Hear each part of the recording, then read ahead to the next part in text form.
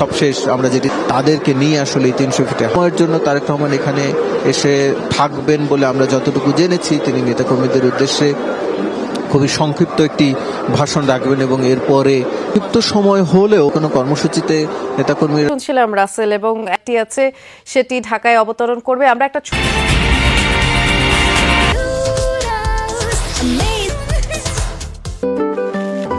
বাছাইকৃত সেরা পাতা থেকে এক কাপে কাঁপিয়ে দিন স্মার্ট বিয়ের আয়োজনে সর্বনিম্ন এবং হানিমুন প্যাকেজ সহ আকর্ষণীয় সব অফার। দেরি না করে আজই চলে আসুন সিঙ্গার বেকো স্টোরে অথবা ভিজিট করুন singerbd.com।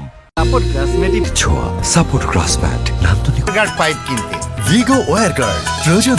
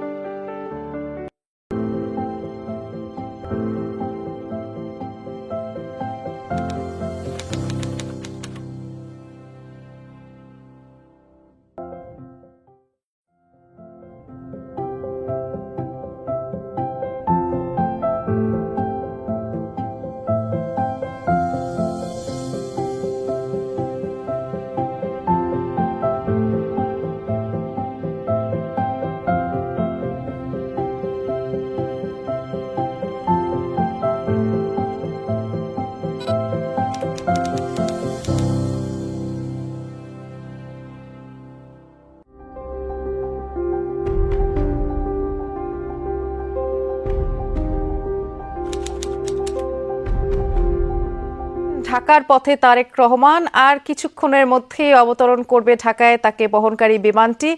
10টার কিছু আগে সিলেটে প্রথমে অবতরণ করে তারেক রহমানকে বহনকারী বিমান এবং 11টার পরে সেটি ঢাকার উদ্দেশ্যে ছেড়ে আসে। আমরা সরাসরি দেখাচ্ছি ঢাকা শাহজালাল আন্তর্জাতিক বিমানবন্দরের রানওয়ের চিত্র। ঠিক এখানেই অবতরণ করবে তারেক রহমানকে বহনকারী ফ্লাইটটি। কিছুক্ষণের মধ্যেই দর্শক আপনারা সেই দৃশ্য দেখতে পারবেন এবং সম্পূর্ণ নিরাপত্তা ব্যবস্থায় ছেয়ে ফেলা হয়েছে গোটা এই শাহজালাল আন্তর্জাতিক বিমানবন্দর এলাকা এবং নিরাপত্তা ব্যবস্থায় 3 থেকে 4 স্তরের যেই আইন শৃঙ্খলা বাহিনীর তৎপরতা আমরা দেখেছি এবং প্রচণ্ড পরিমাণের আইন শৃঙ্খলা বাহিনী পক্ষ থেকে মানুষ সেখানে জমায়েত হয়েছে। 5 মিনিটের মধ্যে অবতরণ করবে তারেক রহমানকে বহনকারী সেই বিমানটি এবং বিএনপি ভারপ্রাপ্ত চেয়ারম্যান তারেক রহমানের নিরাপত্তায় ইতিমধ্যেই কভার্ট অ্যান্ড ওভার্ট নিরাপত্তা ব্যবস্থা প্রণয়ন করেছে আইন শৃঙ্খলা বাহিনী। রেড, ইয়েলো, হোয়াইট এই 3টি জোনেই ভাগ করে নিরাপত্তার যেই ছক সেটি সাজানো হয়েছে। নিরাপত্তা নিশ্চিতে বৈঠক করেছে এটি নিয়ে আইন শৃঙ্খলা রক্ষাকারী বাহিনীর বিভিন্ন ইউনিট এবং সিএসএফ। যদিও বিএনপির পক্ষ থেকে এসএসএফকে নিরাপত্তায় যোগ দেবার কথার অনুরোধ জানানো হলেও সিএসএফ এখন আছে নিরাপত্তা ব্যবস্থায়।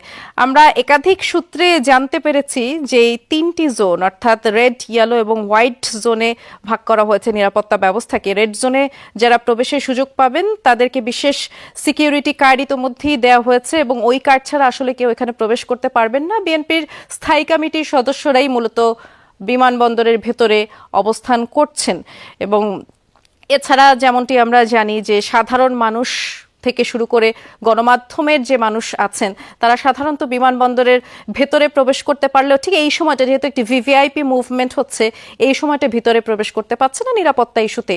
এবং তারেক রহমান যখন ঢাকায় অবতরণ করবেন এরপরে বেশ কিছু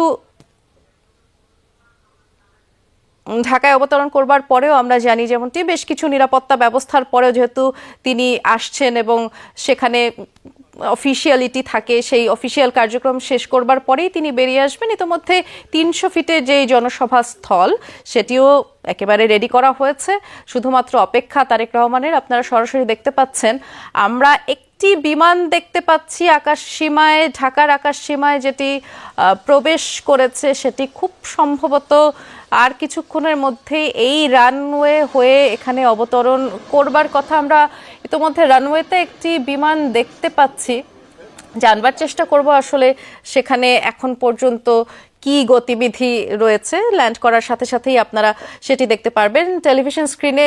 বাম পাশে আপনারা যেই বিমানটি দেখতে পাচ্ছেন, আমরা সিলেট থেকে যখন বিমানটি উড্ডয়ন হয় সেই চিত্র ধারণ করেছিলাম এবং সেই চিত্রই আপনাদেরকে দেখাচ্ছি।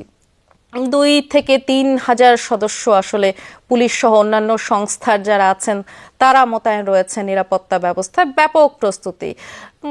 ডিএমপির অতিরিক্ত পুলিশ কমিশনার এর আগে জানিয়েছিলেন যে পোশাকধারী পুলিশের পাশাপাশি কিন্তু সাদা পোশাকেও পর্যাপ্ত পুলিশ সদস্য দায়িত্ব পালন করছেন এবং নিরাপত্তা পরিকল্পনায় হযরত শাহজালাল পর্যন্ত যাওয়ার যে সকল রাস্তা রয়েছে, বিশেষ করে তারেক রহমানের যেই বাসভবন রয়েছে সেখানে মাঠ পর্যায়ের কর্মকর্তা থেকে শুরু করে যে চূড়ান্ত নির্দেশনা তাদেরকে দেওয়া হয়েছে তারা সেটি আসলে মেনে চলছেন। এত পরিমাণের মানুষ ঢাকায় এসে সমবেত হয়েছেন, শুরু থেকেই আমরা যেটি দেখছিলাম যে সুশৃঙ্খলভাবেই সবাই সেখানে অবস্থান করছে, একেবারে স্বতঃস্ফূর্ত অবস্থান।